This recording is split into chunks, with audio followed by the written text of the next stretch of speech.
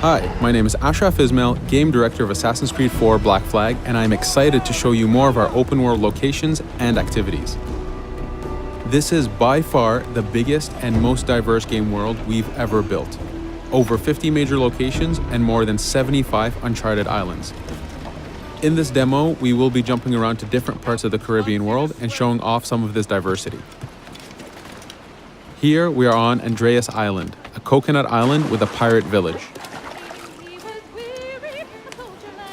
Up ahead, we have a tavern.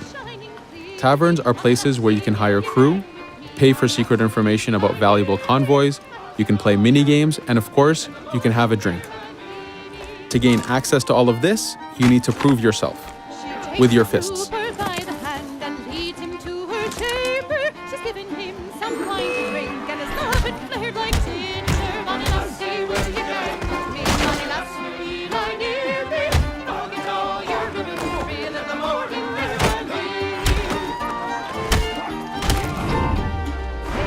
Now that the fight is over, you have access to the tavern and its services. This being a tavern, there's always plenty of rum to be drank, but drinking too much will have some fun surprises for you.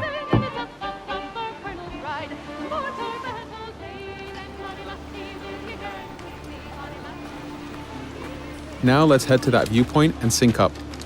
Each viewpoint in the game is a small navigation puzzle to reach the top. Synchronizing unfogs the map, showing you nearby collectibles and activities, and it also becomes a fast travel point so that you can quickly get back here. The world is massive. We needed to make it comfortable and easy for you to get to where you want.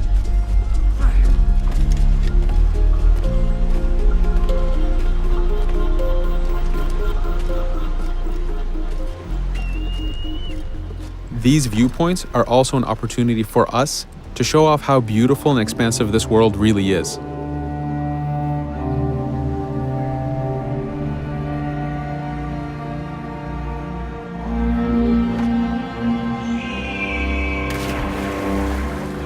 Now we're heading to another important location, underwater shipwrecks. We are now able to access these locations because we recently purchased a diving bell. These are real 18th century devices that pirates and sailors used to access the underwater. Underwater is how the golden age of piracy started. Through an incredible hurricane, tons and tons of Spanish gold was lost at the bottom of the seabed. This attracted poor, jobless sailors and pirates to dive down and grab this treasure. It was important for us to include the underwater as a new environment because it was so important to the history of piracy. The underwater is full of unknown dangers and predators.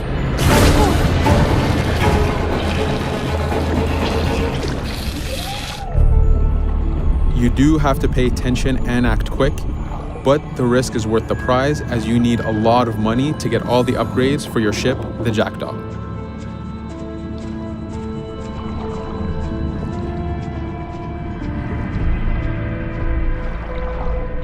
Stealth is very important, even in the underwater.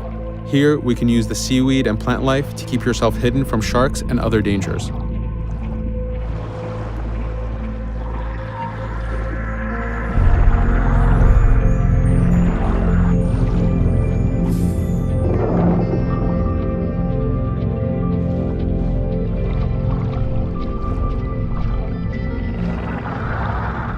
This is an air barrel. It's a one-time air refill, so use them wisely. Of course, you can always go back to the diving bell to refill. We are going to move to a different location now. This is a smuggler cave. This one happened to be accessed from the underwater, but not all of them are. Here, we ran in without looking around, and this got us in a little bit of trouble. But it was only 2 guys and we took one by surprise, so not too bad. Caves are heavy stealth locations. Stealth is key in this game. We've put a lot of effort in to make it a valuable and exciting gameplay for players. Since we came from the underwater, Edward does not have his weapons or guns. You will have to use your stealth tools to get through this. Here, we will utilize the whistle to take out the brute.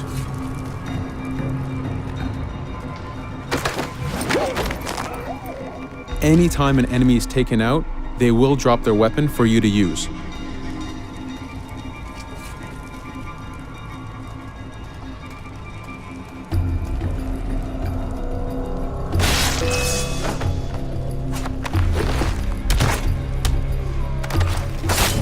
Again, we are taking these guys by surprise and using their own weapons against them.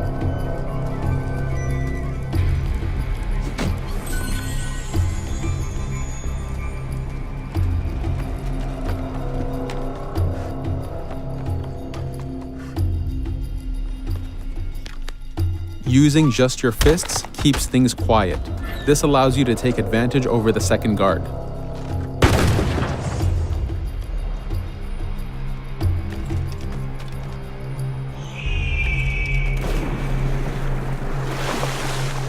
Up to this point, we've been doing a lot of pirating. This has attracted the attention of pirate hunters. This is fed back to you with the clashing swords above the health bar. This is a first level hunter after us. You can push the wanted system to reach level 4, where you have a fleet of intense aggressive hunters after you. The horn you heard indicates that this is a charger type ship. This ship is all about getting close and ramming. Each ship type has a unique sound associated to it, the scariest being the war drums of a man of war. Your first mate, Otowale, is always giving you helpful advice and feedback. The chain shot is a stun weapon. Hitting ships slows them down. Great for stopping a charger's attack.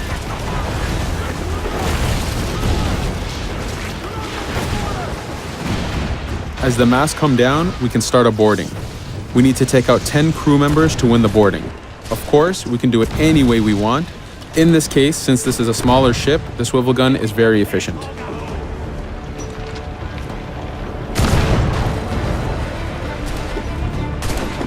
There are many objectives in the boarding system, including destroying powder keg reserves and removing the flag from the top mast. But the most basic objective is to eliminate the crew. Here, you can see Edward utilizing his dual cutlasses and guns, combining them in counters and combo attacks. You do have a max of 4 shots before reloading, so make them count.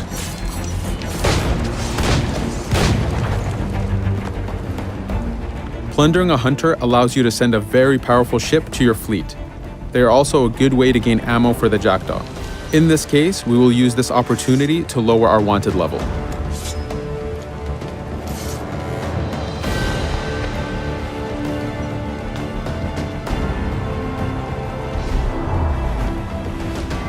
A very important new activity in Black Flag is harpooning.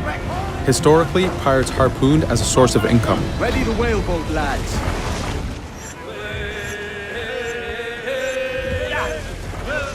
Harpooning is a part of upgrading Edward and his gear. There are many different types of creatures to harpoon, and they are all needed to get every single upgrade. Steady now, lads.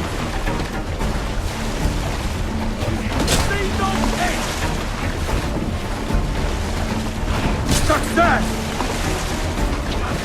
Turn into sea ray!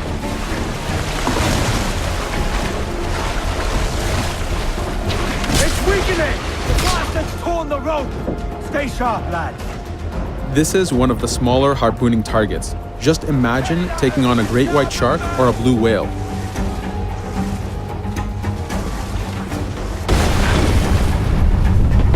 This one's dangerous! The harpooning activity itself has upgrades, and you will need them to take on the bigger targets. You can upgrade the health of the rowboat, the number of harpoons you carry, and the damage of the harpoons themselves.